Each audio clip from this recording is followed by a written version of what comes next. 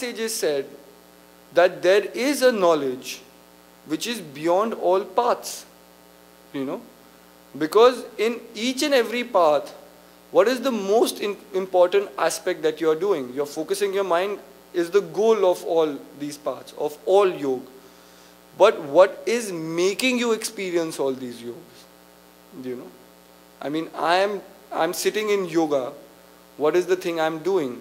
I'm being devotionally attuned to God through a song or through a dance or through just letting go.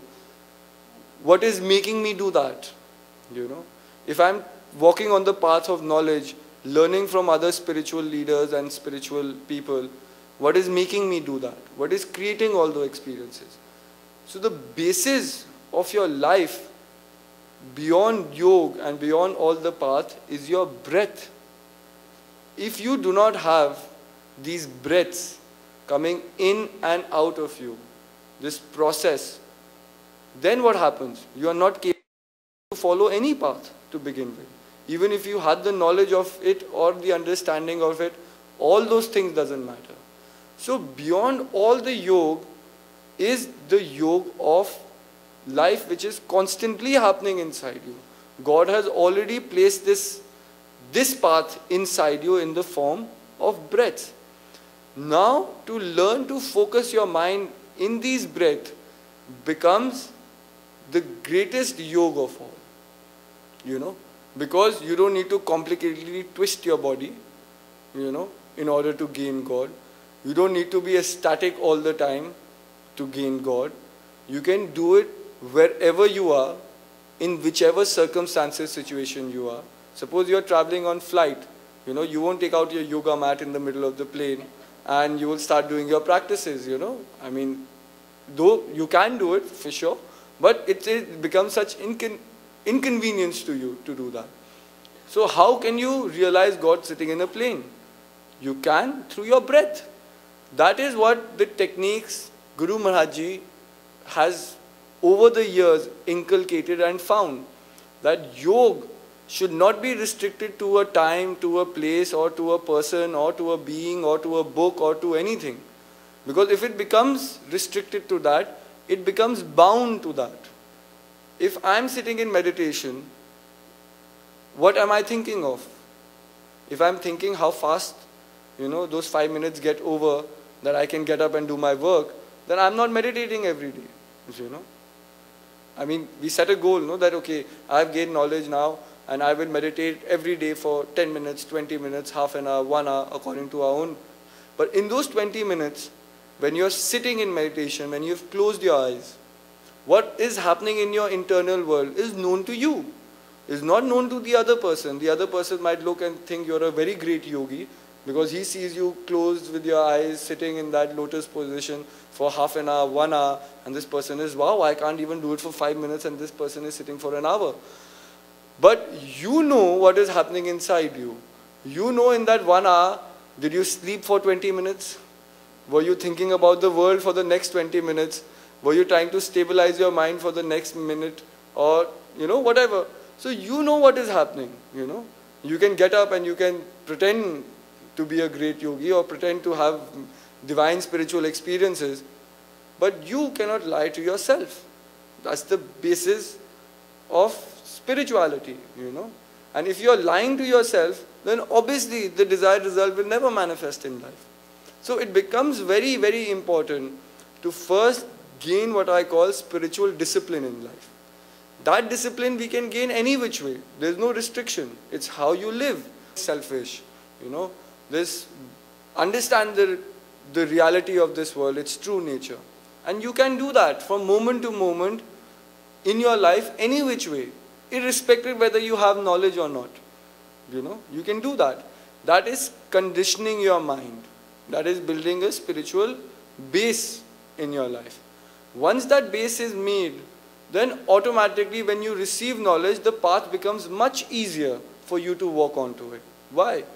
For example, one of the most essential part of after we gain knowledge is to sit in the correct posture so that we can meditate, you know. Now sitting in the correct posture basically means is that your back should be upright and straight. It doesn't mean that you have to sit in the lotus position. You know, if I have a knee injury, I cannot sit in the lotus position. So that means if I have a knee injury, I can never experience God in my life. No, it's not that. But the correct posture is what? That you have to be alert in what you are doing. Now, if I sit with a hunchback, you know, what is going to happen? I'll meditate less and I'll sleep more. Because I'm in such a cushy, comfortable position, I'll close my eyes and I'll start to, even the process of meditation, I'll go to sleep. You know, if I lie down and I think I can meditate lying down also, it's all connected to the breath. How will I be able to meditate when I'm lying down? I'll go to sleep. You know, so the back being straight is just a requirement that you will be aware and you will be awake. You know, you will be awake through that whole process. Now, if I have not learned to keep my back straight generally in my life, and you know, then what will happen? I won't be able to do it while I'm meditating also. Will I? You know, and that's what yoga comes into being. When we do normal yoga kriya, you know, then what happens is we are training our body, we are training our mind, we are disciplining it, you know, and that becomes very important, you know. So take up yoga in life till the time Mahatma Ji is not here, till the time we cannot receive knowledge, so that the mind is focused and it's easier to focus the mind. Then when we gain knowledge and we gain the insight of how to utilize this mind into our breath, it becomes much, much easier. You know, then there will be no lag, there will be no spiritual frustration that can develop in you, because you will be doing certain things and you will be getting the desired result out of it. You know, so the essence of spirituality is within you. It is connected to your breath. It is not connected to any external factors. You must have patience and courage. So my main thing is be patient. Till then, till we receive knowledge or till we get a chance to know what the techniques are. And the techniques are not very complicated techniques. They are very simple techniques, all related to our breath, all related to our being. But there are many other techniques through which we can train the mind. So do not sit at home and say, okay, till Mahatma Ji comes, you know, I not do anything. You know, you are still living, you are still experiencing, you are still breathing. Make every breath and every moment a dedication to that cosmic spirit. We all can learn to do that. You know, no one has to teach us how. The thing is that what has to happen will happen. You know, certain things are beyond our control. So it's better to surrender and let go. Not to live your life with insecurity and fear that this might happen, that might happen. Then what happened? I'm losing out on the moment. I'm losing out on this gift that has been given to me. So I would just like to say that, you know, please be dedicated.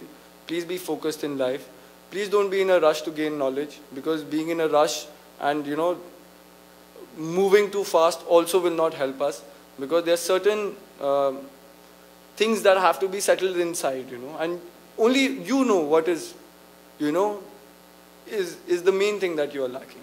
Only I know I get irritated very fast, I get angry very fast, you know, what things sort of trouble me, and I have to settle those things inside me before.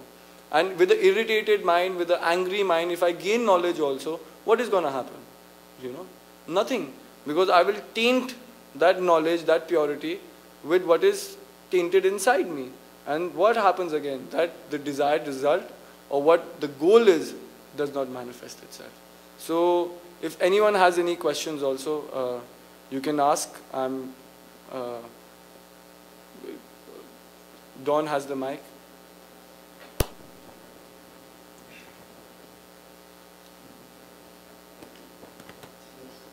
Earlier you said you meditate on your spiritual name. How does one get inside and learn their spiritual? This spiritual name is your breath inside you. What you have to learn to do is focus on the vibration that your breath makes. That is one of the techniques of knowledge that is given. The knowledge that Guru Maharaj Ji has given us is divided into 4 techniques. You know, there are different techniques. Now, that's what I'm saying. Even if I tell you the techniques, it's not the same thing as experiencing them, you know. Because when the guided person comes to teach us the techniques, he will show us how to do those techniques. He will sit with you in a session and he will show it to you, guide you. You will have problems when you're doing the techniques, you will have questions when you're doing the techniques, and he will be the right person to answer all those questions when you do those techniques. But one of the techniques is to just focus on the vibration of your breath. Nothing more, nothing less. Because that is the spiritual name that exists inside us. He is bright.